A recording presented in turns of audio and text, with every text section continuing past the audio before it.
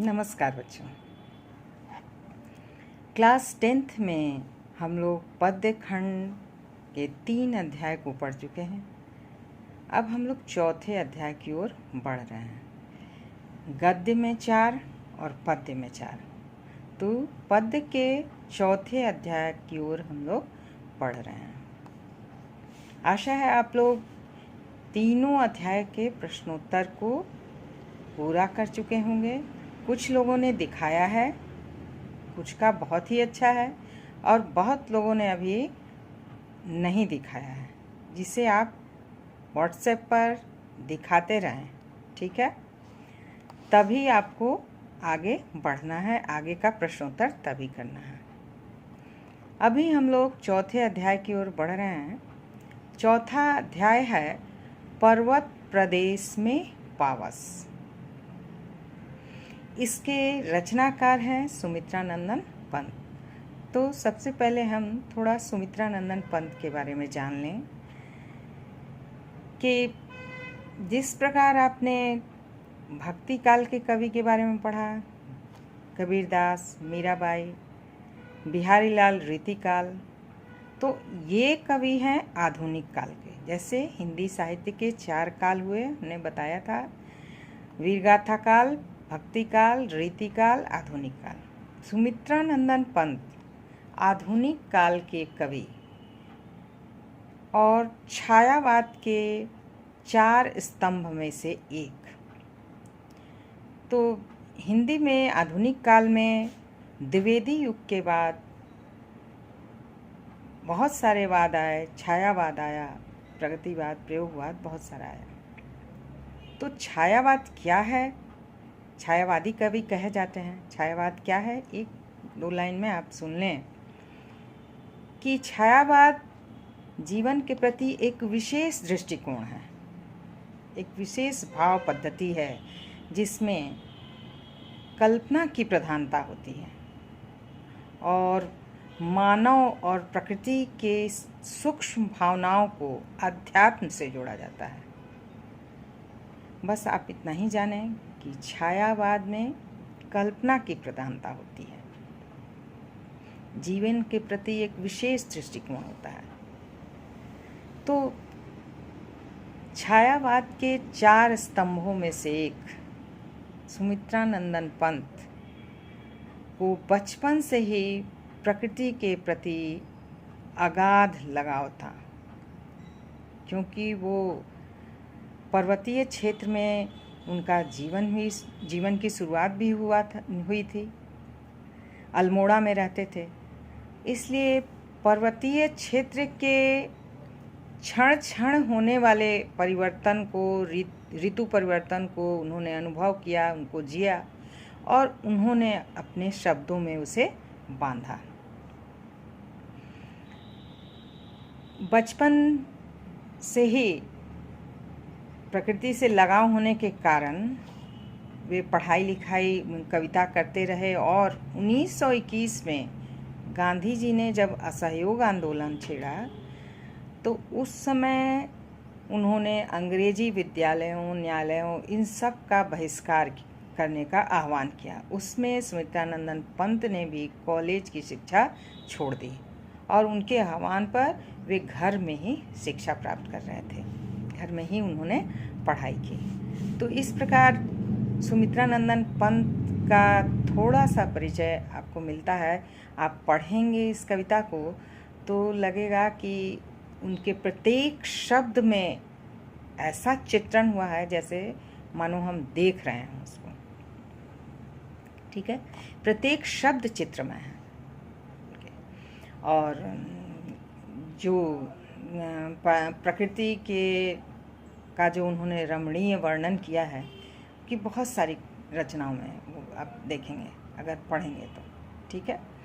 और इस कविता में चित्र योजना और नाद की नाद सौंदर्य का बहुत सुंदर चित्रण है। नाद मतलब आवाज़। कैसे उन्होंने बारिश का वर्णन करके और उसके आवाज़ का वर्णन करके ऐसा महसूस कराया है पाठक को कि लग रहा है कि हम सभी सामने में पावस ऋतु देख रहे हैं पर्वतीय प्रदेश में। ठीक है, तो अब हम लोग इसको आगे बढ़ाते हैं। कविता है पर्वत प्रदेश में पावस। ठीक है, पावस मतलब वर्षा ऋतु, और पर्वत से आप समझ ही रहे हैं पर्वतीय क्षेत्र, पर्वतों की जहाँ श्रृंखला है, बहुत सारे पर्वत हैं। तो इसमें पावस ऋतु में पावस ऋतु थी पर्वत प्रदेश, पल पल परिवर्तित प्रकृति वेश। कैसा है भाई? पावस ऋतु थी मतलब वर्षा ऋतु थी, पर्वतीय प्रदेश में वर्षा ऋतु का वर्णन उन्होंने किया है। आप कैसे समझेंगे कि सुमित्रा नंदन पंत ने पर्वतीय प्रदेश के वर्षा ऋतु का वर्णन किया है। पावस ऋतु थी पर्वत प्रदेश, पल पल परिवर्तित प्रकृति वेश।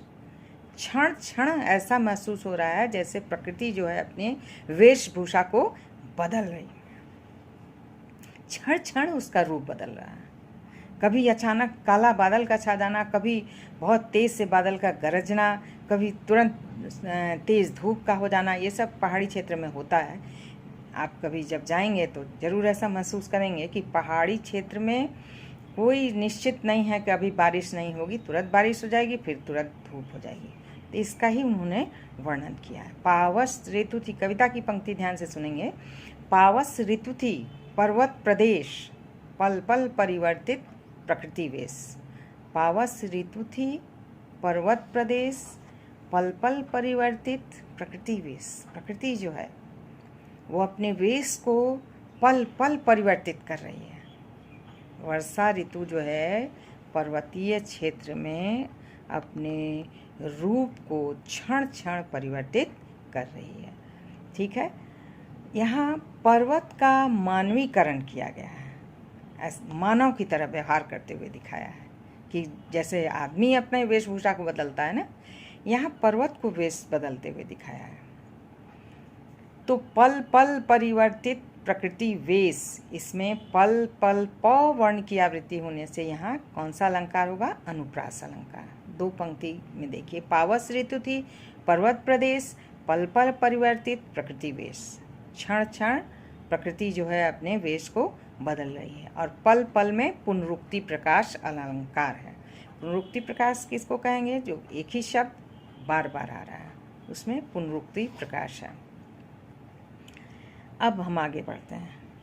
मेखलाकार पर्वत अपार, अपने सहस्रदिक सुमन फाड़। मेखलाकार किसको कहेंगे? यहाँ करधनी को कहा गया है। जैसे मेखला ऊपर नीचे करके, ये पर्वत एक तरह नहीं है, एक समान नहीं है, बल्कि कोई पहाड़ बहुत ऊंचा है, कोई नीचा है।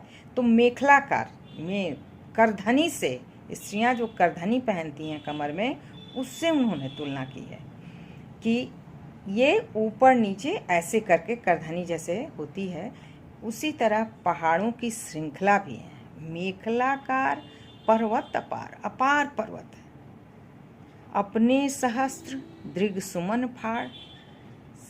सहस्त्र दृग मतलब आँख, दृग मतलब क्या हुआ? आँख। अपने सैकड़ों आँख से अपने सहस्त्र दिग सुमन फाड़। सुमन मतलब फूल, जो पर्वत के ऊपर बहुत सारे फूल खिले हुए हैं। तो फूल की तुलना उन्होंने किससे की है? अपनी पर्वत की आँखों से की है कि पर्वत जो है अपने सैकड़ों आँखों से क्या देख रही है? क्या देख रहा है? अवलोक रहा है बार बार नीचे जल में निज महाकार। और नीचे, पर्वत के नीचे जो है वो पानी है, उस पानी में लग रहा है कि अपने रूप को बार बार निज महाकार, अपने बड़े आकार को, पर्वत अपने बड़े आकार के रूप को वो निहार रहा है, ऐसा लग रहा है। उन्होंने क्या कल्पना की है? देखिए, जिसमें कल्पना की प्रधानता है कि मेखलाकार पर्वत, अपार पर्वतों की श्रृंखला में सहस्त्र सुमन रूपी नेत्र से पर्वत जो है अपने महाकार रूप को जल में निहार रहा है। कैसे? जल में कैसे निहारेगा? तो जल में उसकी छवि दिखाई दे रही है। बहुत ऊंचा पर्वत है और उसकी छवि जो है जल में दिखाई दे रही है। अवलोक रहा है मतलब देख रहा है बार बार, अवलोक रहा है बार बार, नीचे जल में निज महाकार, नीचे पानी में अपने विकराल रूप को निहार रहा है।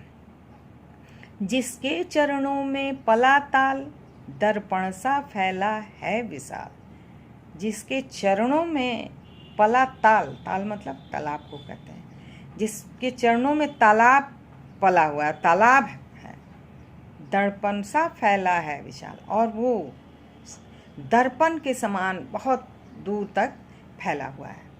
जिस दर्पण में वो अपने रूप को निहार रहा है। ठीक है, अब एक बार फिर से सुनेंगे। दर्पण सा फैला है विशाल, इसमें दर्पण सा में कौन सा अलंकार होगा? दर्पण सा में उपमा अलंकार होगा।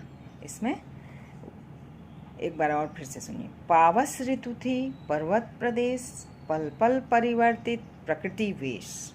मेखलाकार पर्वत अपार, अपने सहस्र दिग सुमन फाड़, अवलोक रहा है बार बार। तो आप ये लिखेंगे कि सुमित्रानंदन पंत ने पर्वतीय क्षेत्र में बारिश जब होती है उसका वर्णन किया है कि पर्वत जो हैं वो करधनी के समान लग रहे हैं, उनकी अपार श्रृंखला चारों ओर फैली हुई है, और उस पर्वत के ऊपर फूल जो खिले हुए हैं। मेखलाकार पर्वत अपार, अपने सहस्र दिग सुमन फाड़, अपने सैकड़ों सुमन रूपी आंखों से वो अपने विशाल काय रूप को निहार रहा है। कहाँ निहार रहा है? दर्पण सा फैला है विशाल, नीचे पानी जो था, नीचे जो तालाब है, उसमें अपने विशाल काय रूप को निहार रहा है। ठीक है, आप समझ गए कि पहले पद्यांश में वर्षा ऋतु का वर्णन है, पर्वत का वर्णन है, यहाँ पर्वत का मानवीकरण किया गया है, और मानवीकरण मतलब मानव की तरह दिखाया गया है। क्षण क्षण जो है वर्षा ऋतु में क्षण क्षण प्रकृति जो अपना रूप बदलते रहती है, जिसमें पहाड़ जो है अपने विशालकाय रूप को नीचे तालाब में निहार रहा है। और किस चीज़ से निहार रहा है? कौन सी आँखें हैं? तो उसके पास सुमन रूपी आँखें हैं जिसमें वो अपने रूप को निहार रहा है। अब इतने में हमको अलंकार ढूंढना है कि पल पल परिवर्तित प्रकृति वेश में अनुप्रास है, क्योंकि यहाँ प वर्णों की आवृत्ति हुई है, और पल पल में पुनरुक्ति प्रकाश अलंकार है।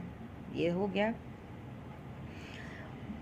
और दृग सुमन, अपने सहस्र दिग सुमन फाड़, दृग सुमन में रूपक अलंकार है। यहाँ रूपक अलंकार किस में होता है भाई? जहाँ में उपमेय में उपमान का आरोप लगाया जाता है। तो दृग सुमन मतलब उन्होंने फूल को ही आँख बताया है, फूल के समान नहीं, फूल को ही आँख बताया है। अपने सहस्र दिग सुमन फाड़, अपने सैकड़ों नेत्र से, सुमन रूपी आँखों से अपने विशालकाय रूप को नीचे तालाब में निहार रहा है। ठीक है, दर्पण सा फैला है विशाल। आप समझ गए? दर्पण सा में उपमा अलंकार है। तो हम लोगों ने पहले पद्यांश में 4 अलंकारों को ढूंढा: पुनरुक्ति प्रकाश, अनुप्रास, रूपक और उपमा। इसमें पर्वत का मानवीकरण किया गया है और चित्रात्मक शैली है। शैली कैसी है? चित्रात्मक शैली है। ऐसा लग रहा है जैसे हम बारिश को महसूस कर रहे हैं, ऐसा लग रहा है जैसे हम पर्वत को देख रहे हैं, मेखलाकार पर्वत को। ठीक है, इसलिए इसकी शैली कौन सी हुई? चित्रात्मक शैली। थोड़ा सा हम लोग और आगे बढ़ते हैं दूसरे पद्यांश की ओर। गिरि का गौरव गाकर झरझर, मद में नस नस उत्तेजित कर। अब जो बारिश हो रही है, तेज बारिश हो रही है, तो आवाज़ उठ रही है, आवाज़ आ रही है। गिरि, गिरि मतलब यहाँ पहाड़ को कहा गया है। पहाड़ का गौरव गान चल रहा है। गिरि का गौरव गाकर झरझर, मद में नस नस उत्तेजित कर, मोती की लड़ियों से सुंदर, झरते हैं झाग भरे निर्झर। अब जो तेज़ बारिश होती है, आप देखते होंगे अपने आंगन में या छत पर किसी चीज़ में पानी रख देंगे तो बहुत तेज़ बारिश होने पर झाग के समान झाग झाग हो जाता है। तो उस झाग की तुलना मोती की लड़ियों से की गई है। और जो आवाज़ हो रही है वो उसकी तुलना किससे की गई है? जैसे कि गौरव गान, गिरि का गौरव गान हो रहा है। कौन गौरव गान कर रहा है? गिरि का गौरव गाकर झरझर, ये जो झरना, ये जो बारिश से जो आवाज़ आ रही है झरझर की, वो मद में नस नस उत्तेजित कर, वो लग रहा है नस नस में उत्तेजना आ गई है, सभी लोग उत्तेजित हो गए हैं। तो उत्तेजित हो गए हैं और वो ऐसे लग रहे हैं, वो जो झाग है वो मोतियों की लड़ियों के समान प्रतीत होती हैं। झरते हैं झाग भरे निर्झर, और निर्झर ऐसा लग रहा है ऐसे झरने से झरझर करके पानी नहीं बल्कि मोती की लड़ियाँ। फिर से सुन लीजिए एक बार। गिरि का गौरव गाकर झरझर, मद में नस नस उत्तेजित कर, मोती की लड़ियों से सुंदर है झरते हैं झाग भरे निर्झर।